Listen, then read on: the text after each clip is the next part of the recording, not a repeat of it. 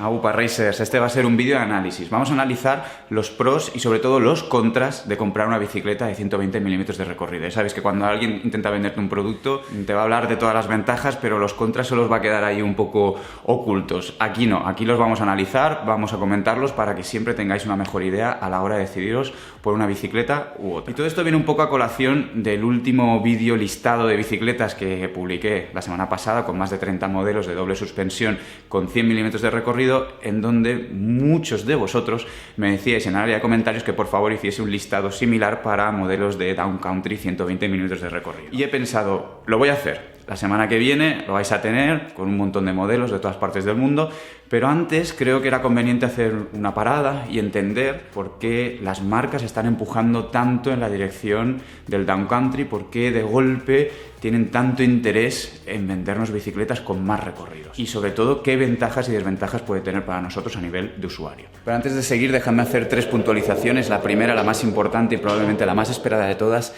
ya hemos hecho el montaje de la Racer Due. Finalmente, meses después, ya la tenemos montada 100% y lo que quedan aquí son los restos de la resaca, de la celebración y de las 4 piezas que han quedado aquí por recoger, que ahora me pondré con ello y lo pondremos en su sitio.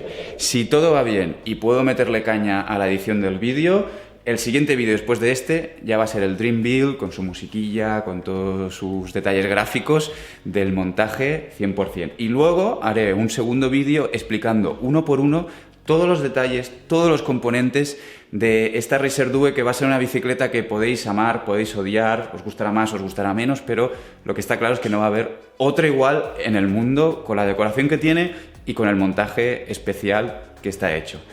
En fin, si no os lo queréis perder, por favor, darle al botón rojo de suscribir aquí abajo muy fuerte. El otro tema os quería comentar: podéis ganar unas zapatillas de ciclismo de la marca nacional Look de máxima calidad y unas plantillas deportivas gracias a mi patrocinador Biontech, que acaba de lanzar un concurso para aquellos que les guste pedalear muchísimo. Creo que tenéis que hacer como más de 1000 kilómetros en el mes de enero y podéis optar a ganar estas zapatillas. Os dejo el link aquí abajo en la descripción para todos aquellos que os interese.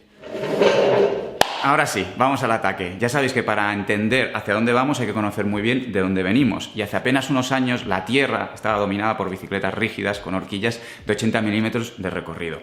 Hubo un salto a los 100 milímetros de recorrido completamente justificado porque las bicicletas rígidas tienen un límite a nivel de adaptación al terreno y toda ayuda era poca en unos circuitos de XC que poco a poco iban volviéndose más técnicos. No hablo solo de los pros, hablo también de la gente amateur que participábamos en carreras XC porque las maratón y las carreras por etapas prácticamente no existían o no eran muy conocidas. Más tarde llegaron las bicicletas de doble suspensión con 100 milímetros de recorrido y fueron evolucionando hasta tal punto que el peso de estas bicicletas estaba ya muy logrado y mejoraban el rendimiento de las bicicletas rígidas, no solo bajando, sino también subiendo a nivel de tracción de la rueda trasera, etcétera, etcétera. Y ahora nos encontramos que después de varias evoluciones, digamos, naturales, que el mercado demandaba, nosotros los usuarios le pedíamos a las marcas, nos encontramos que las marcas están empujando muchísimo en la dirección del Down Country, de hacer que esas bicicletas de 100 milímetros de recorrido tengan 120 milímetros de recorrido delante, con una horquilla de más capacidad, incluso en algunos modelos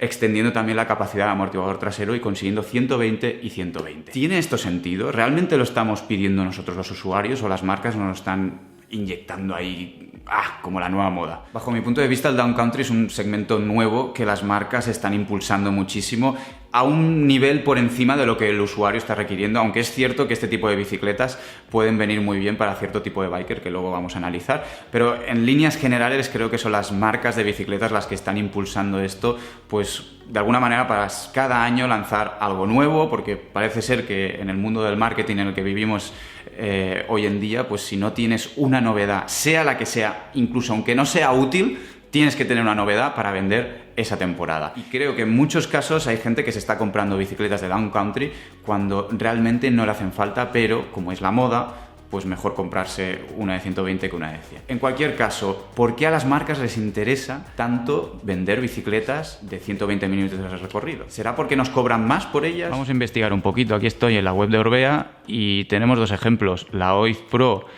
y la Oiz Pro TR en versión 120, exactamente con los mismos componentes.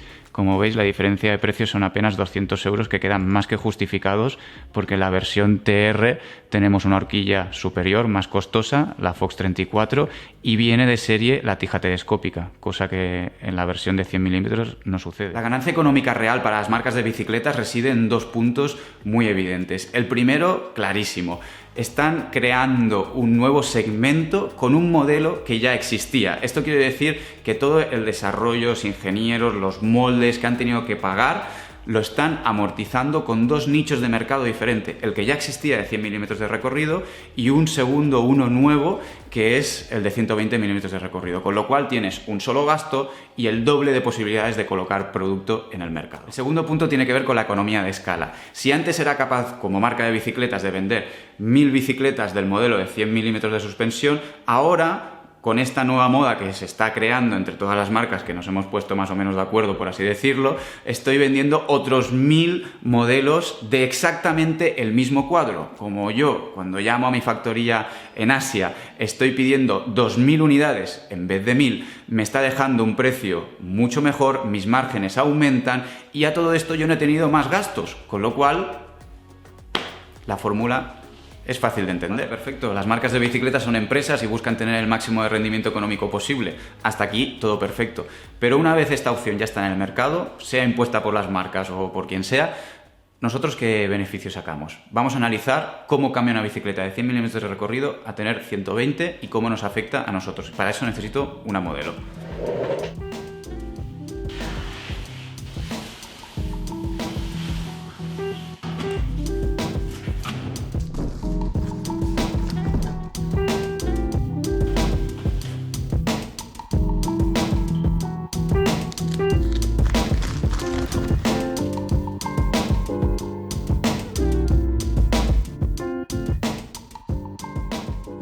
Aquí tengo la Mendiz X40, modelo que salió al mercado hace aproximadamente 2 temporadas, con montajes específicos de 100 milímetros de recorrido, y este año ya la encontramos con una horquilla de 120 en su versión DC. No voy a hablar en específico de esta bicicleta, todavía no la he probado, ya os contaré más adelante, pero sí que quiero utilizarla como modelo para mostrar un poquito mejor cuáles son las modificaciones que sufre una bicicleta cuando le metemos una horquilla de 120 milímetros. Para empezar, lo que tenemos es la relajación en 1 grado del ángulo de dirección, y pasa exactamente lo mismo con el ángulo del tubo del sillín.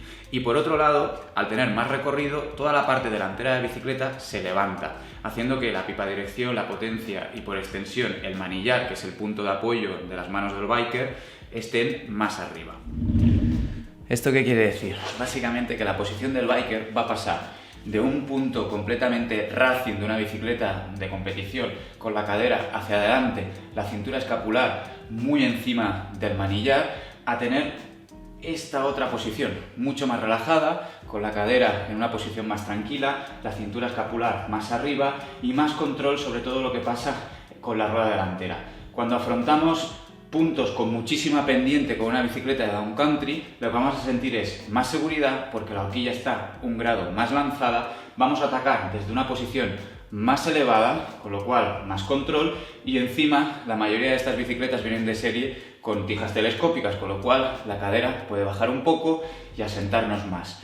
Así que, de alguna manera, llevar una bicicleta de este tipo en zonas con muchísima pendiente nos da más tranquilidad, más seguridad al usuario medio, que no tiene por qué tener un nivel técnico del copón. Si a todo esto le sumamos que la mayoría de horquillas que se montan en las versiones de 120 son la Fox 34, con un diámetro de barras de 34 milímetros, superior a la Fox 32, y la nueva RockShox, que son 35, pues al final tenemos también más rigidez, más control en la parte delantera de la bicicleta. Es como todo más dulce, ¿no? Todo es bueno.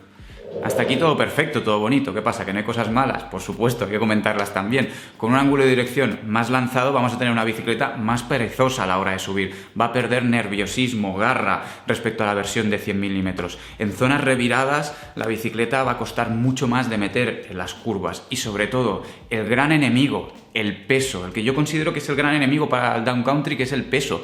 Estamos hablando de que todas las modificaciones para hacer estas bicicletas más capaces, con más suspensiones, hacen a la vez que sean más pesadas. Y entiendo que algunos de vosotros estáis pensando, hostia, pero si solo es un cambio de horquilla. Estamos hablando en el mejor de los casos de 200 y pico gramos, en el peor de los casos a lo mejor 400, 400 y pico gramos si son gamas inferiores. Estamos de acuerdo. Pero todo este cambio de geometrías, de comportamiento, de incremento de peso, ¿es necesario para aquellas personas que viven en zonas en donde realmente no hay un nivel técnico enorme por parte del terreno, que predomina el llano o incluso predomina el sendero juguetón, con flow, por encima de lo que es la trialera técnica? Entiendo que una bicicleta de down country tiene absolutamente todo el sentido en lugares súper rotos, súper técnicos, como puede ser una Costa Blanca, un Castellón, un Girona, pero en otras zonas de la geografía vale la pena parar un momento, salirse de la moda y valorar si tiene sentido comprar este tipo de bicicletas. Cuando tienes la suerte de probar un mismo modelo de bicicleta en versión 100 milímetros en 120, te das cuenta que es relativamente sencillo encontrar los límites de algunos componentes de la versión de down country. Al llevar una posición más relajada, siempre puedes exigirle mucho más a la bicicleta en las bajadas y, como os digo, hay algunos componentes que dices necesitarían un cambio para intentar no matarme en el intento. Donde antes iba bien un neumático de 220, 225, ahora necesitas uno de 240 para arriba. Pinzas de freno, necesitas más potencia. Donde tenías 2 pistones, ahora necesitas 4. Frenos de disco, donde tenías 160 milímetros, ahora necesitas 180, incluso en algún caso bestia puedes llegar a necesitar 200.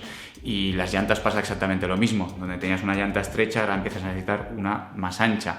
Todo esto para hacer que la bicicleta se equilibre a nivel de bajadas con el aumento de las suspensiones que se ha producido por parte del montaje extra. Claro, al final estamos hablando de peso y más peso, que es cierto que en montajes tope de gama estaríamos hablando de una diferencia de peso, dependiendo de lo que montemos y si realmente solo modificamos la parte delantera de la bici y no la trasera, etcétera, etcétera, pero entre medio kilo y 700 gramos de más, pero desafortunadamente no todo el mundo puede acceder a ese tipo de bicicletas. Y creo que es algo muy a tener en cuenta si estáis pensando en buscar una gama de entrada, una gama intermedia de down country, tener en cuenta el peso. El peso puede matar la bicicleta por completo, no solo subiendo, bajando produce inercias que hacen que esa bicicleta, que en una versión de 100 milímetros era más o menos juguetona, con un peso cercano a unos 12 kilos, en la versión down country esté más cercana a los 14 que a los 12, y ya os digo, ya no solo sea una cuestión de escalar, sino que bajando sea menos maniobrable, etcétera, etcétera. Y al final no nos olvidemos que el down country sigue siendo rally. El compromiso entre el peso y la agilidad para que esa bicicleta baje correctamente tiene que seguir existiendo. Así que mi advertencia va un poco por ahí. Mirar bien la zona por la que os movéis, si tiene sentido pasar a 120, porque si no con una de 100 vais a seguir yendo estupendamente. Y por otro lado, vigilar muchísimo el peso, sobre todo en gamas de entrada de precio y gamas intermedias. Buscar bicicletas de rally que sean siempre lo más ligeras posibles dentro de vuestro presupuesto, porque una bicicleta de rally se tiene que sentir nerviosa, ágil, gusanillo de energía. Tienes que subirte encima de ella y la bicicleta te tiene que pedir guerra.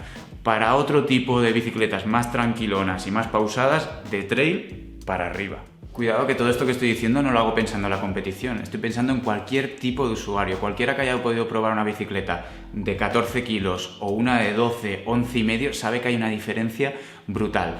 Yo lo único que os digo es que reflexionéis, no os dejéis llevar por las modas, porque según el terreno que tengáis, una doble de 100 milímetros sigue siendo más que útil. Incluso mirad lo que os digo, dependiendo de por dónde os mováis, una rígida de 100 milímetros es la mejor opción del mundo, más económica y más ligera todavía.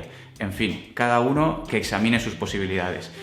Racers, gracias por venir aquí cada día a ver mis aventurillas y nos vemos en el próximo vídeo. Dream Build Racer Duel. Sed muy felices. Chao, chao.